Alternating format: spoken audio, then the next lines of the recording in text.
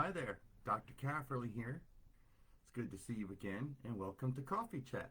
Grab a cup of coffee, take a sip. I still say it's the elixir of life. Would you not agree? Or at least some type of caffeine, right? So, on to go to part 3 of homeschooling high schoolers. In part 1, I talked about making a schedule for you and your team to do homeschooling together, or independent learning for that matter, which is actually good for the student. In my last one, we talked about how to start homeschooling. Of course, a lot of this has to do with your state's education, law, and policy. In this part, though, we're going to talk a little bit about curriculum. There's a lot of curriculum choices out there, isn't there? And I'm sure a lot of you are scratching your head. And in fact, I see this a lot in many different homeschool teen groups. What curriculum is needed? Well, a few things to think about is, well, number one, kind of look what your state is looking for a little bit to be in alignment. Secular curriculum is the best, in my personal opinion, because this is going to give your student a wide view of the world and different diversity and culture and science and factual information. Some religious curriculum is also very beneficial because coming from faith is very important. Faith is important to a lot of people. I know mine is to me. And there is religious curriculum out there that does a very fantastic job of being secular, but at the same time bringing in the faith too, which is great. But colleges, universities, vocational schools, tech schools, all these are great. They are looking for specific things, such as English, proper writing, emailing, looking for grammar, definitely grammar, but also your teen needs to be involved in literature and reading books and comprehension, analysis, inference, making conclusions, things of that nature. So typically 4 credits of English for that. In social studies, typically you're looking for economics, but not just U.S. economics, worldwide economics, because the United States affects the world and the world affects the United States, especially in economics. And then U.S. government, which is so important, including civics, as well as world history and U.S. history. But you can go beyond that in social studies because it's social sciences.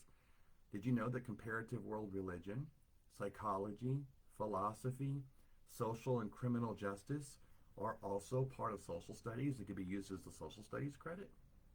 On top of that, they can also be used as elective credits. And we all know there's usually about 6 to 8 elective credits that your team needs to fulfill. But more about credits in my 4th and final webcast. Sciences. This includes human biology, plant and animal biology, chemistry, physics, as well as earth science, like, say, my class on meteorology. That's an earth science. That's just an example. And then mathematics.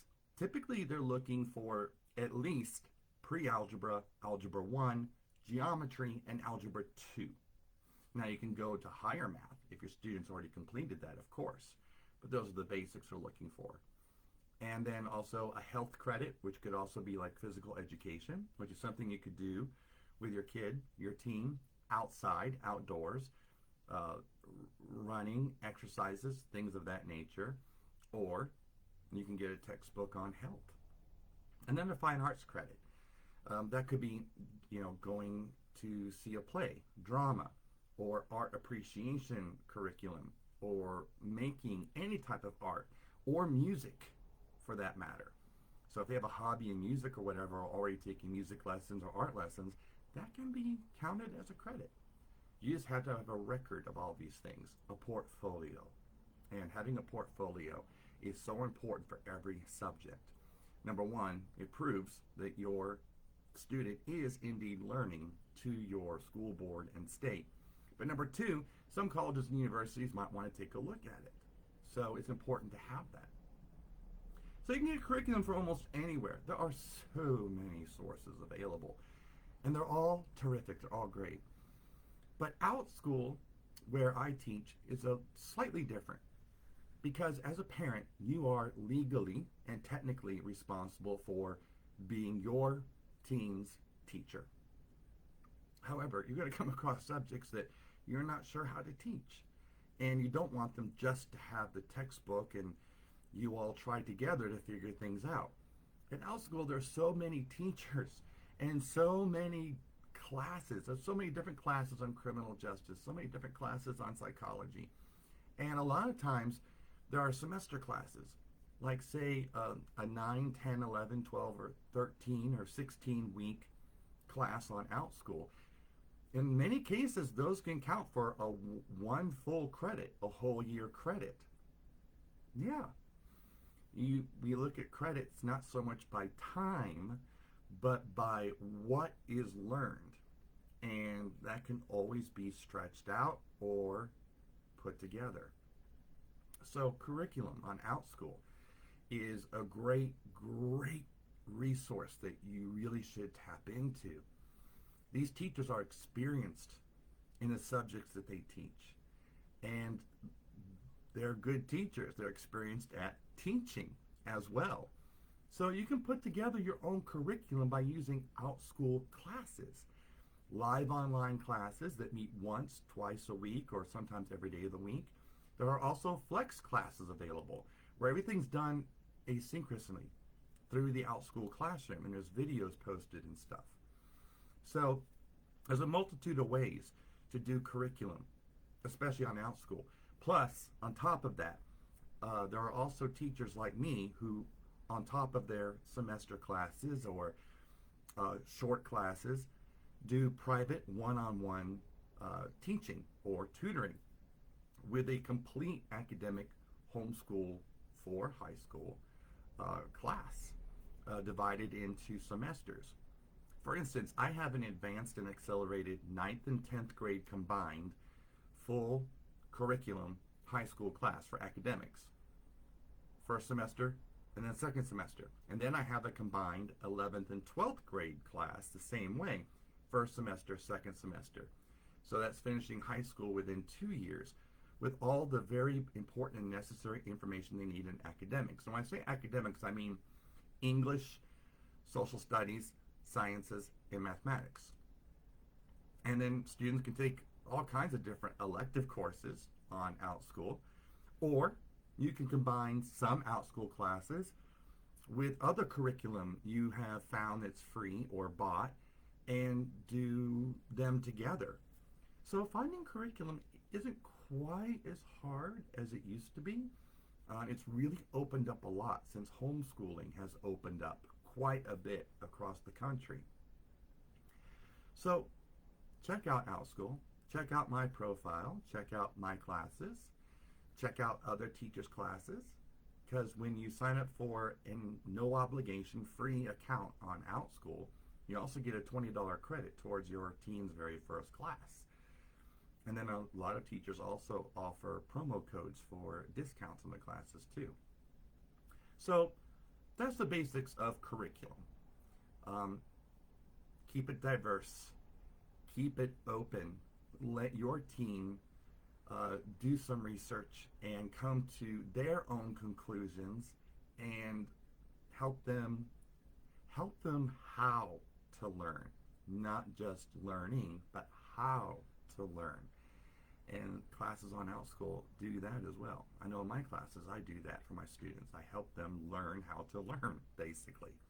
And adults need that and learn how to do proper research on the internet, finding unbiased sources, reliable sources, and so on and so forth. So when you're looking for curriculum, you also want to try to find unbiased and reliable sources.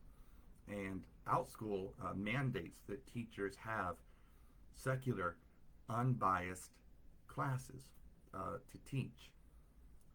in order to be able to teach on Outschool. So you're safe there. But like I said, combine your curriculum, do different things. You and your team should have fun with it. At Outschool, we set learning free. And we do that because we allow students to learn in their way.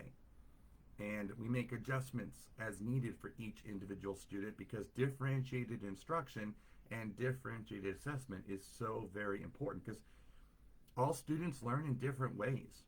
And you have to keep that in mind if you're teaching your student, your teenager, with curriculum that you have. Understand how they learn and the different ways they learned and try to adjust to that. It's very important, actually. Make sure teens get off on the right foot. The reason why I teach only teenagers on Outschool and high school classes is because I try to cut them off at the pass right before they become adults, basically, to have the truthful information they need to succeed not only in college or in vocational or tech school or medical school or MA school, whatever, but just in life in general. And you have to keep that in mind. You're not just teaching your student the academics and the curriculum and the information, but you want them to also be able to communicate back what they've learned in their own way and check for accuracy. And that way they'll be very successful in adult life. So that's my advice on curriculum. You know, finding your own curriculum or using Outschool teachers to help teach along with the curriculum that you're looking for, because there's a lot. And also combining the two together. Have fun with it, always. So if you want to learn more about me, you can click the link right here in the comments. Go to my Outschool teacher profile to learn more about me. You can also see my reviews by parents that are authentic, as well as see all the classes that I have available. And again, explore Outschool, discover Outschool, see what it can do for you. I'm sure you'll find at least one class that your teen will absolutely love, even if it's not my class. That's fine. So join me next week for my fourth and final segment when we talk about credits. Credits needed to graduate. And obviously your teen does not get a high school diploma from your state or school. But the important part, remember, is the transcript, the credits and grades. And you can make a diploma for your kiddo and hang it on the wall. But the school and the universities and all that don't care about the diploma. They want the transcripts and credits. So we'll talk more about that in my fourth and final part next week. Thanks for joining me for Coffee Chat. Again, take another sip. And yes, I am a number one teacher. Thank you very much. Don't judge.